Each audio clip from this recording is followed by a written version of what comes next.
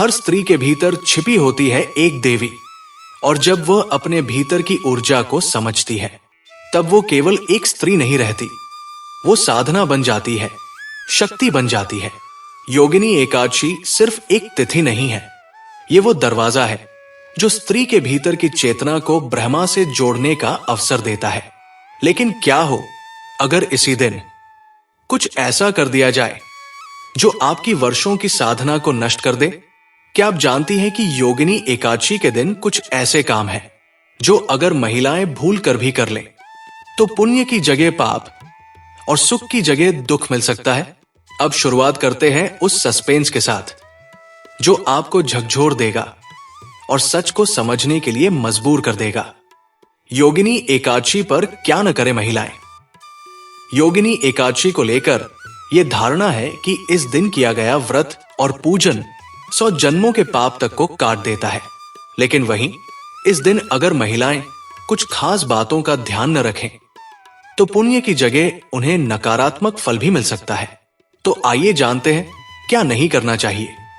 शारीरिक और मानसिक शुद्धता को न करें नजरअंदाज।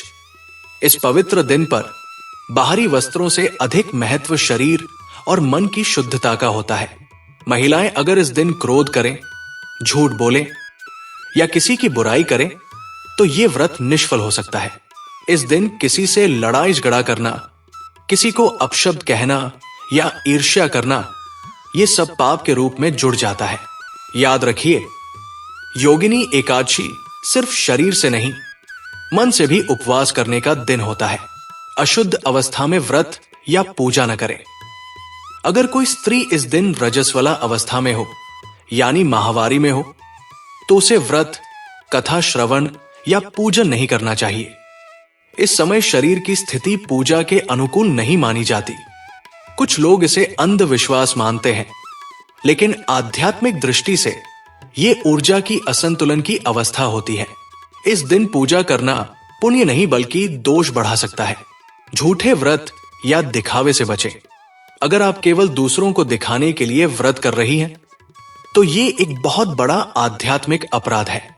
योगिनी एकादशी का व्रत पूर्ण आस्था, श्रद्धा और आत्मचिंतन के लिए होता है। यदि इसे केवल सोशल मीडिया पर डालने के लिए किया जाए तो इसका आध्यात्मिक मूल्य समाप्त हो जाता है। मांस, शराब या नकारात्मक खानपान से दूर रहें। इस दिन किसी भी प्रकार का तामसिक आहार न लें। यदि कोई स्त्री इस दिन मांसाहार करती है, शराब पीती है या फिर प्याज लहसुन आदि खाती है तो यह सीधा दोष के रूप में जुड़ता है।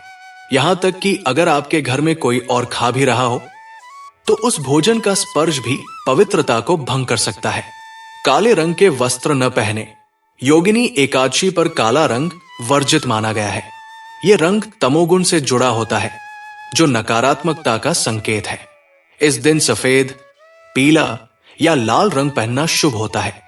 जो स्त्रियां इस दिन अनजाने में काले वस्त्र पहन लेती हैं, उनकी ऊर्जा अवरुद्ध हो सकती है।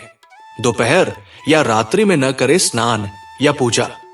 इस दिन सुबह ब्रह्मा मुहूर्त में स्नान करना और सूर्योदय से पहले व्रत का संकल्प लेना श्रेष्ठ होता है। बहुत सी महिलाएं दोपहर या शाम को उठकर पूजा करती हैं, जो कि इस व्रत के प्रभाव को कम कर देती है। योगिनी एकादशी पर समय का विशेष महत्व होता है। पति या घर के किसी बड़े से तकरार न करें। यह दिन रिश्तों को मजबूत करने का दिन है, कोई परीक्षा नहीं। अगर स्त्रियां इस दिन अपने पति, सास या परिवार के किसी सदस्य से तकरार करती हैं, तो उनका मानसिक और आध्यात्मिक संतुलन बिगड़ सकता है। पूजा का फल अधूरा रह सकता है। भविष्य की चिंता या नकारात्मकता में न डूबे। कुछ महिलाएं व्रत तो रखती हैं, लेकिन पूरा दिन भविष्य की चिंता में या दुखों की स्मृति में डूबी रहती है। योगिनी एकादशी का सार है चिंतन, आत्मनिरीक्षण और आभार। इस दिन हर स्त्री को अपने भीतर की देवी से जुड़ने का प्रयास करना चाहिए। संध्या समय मोबाइल, टीवी या सोशल मीडिया से दूरी बनाए रखें। यह दिन डिजिटल शोर से दूर रहने का है, खासकर शाम के समय जब कथा श्रवण और ध्यान का श्रेष्ठ काल होता है।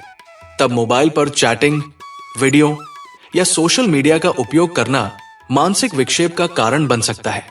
एकादशी कोई साधारण दिन नहीं होता और योगिनी एकादशी तो देवी स्वरूप को जागृत करने का अवसर है।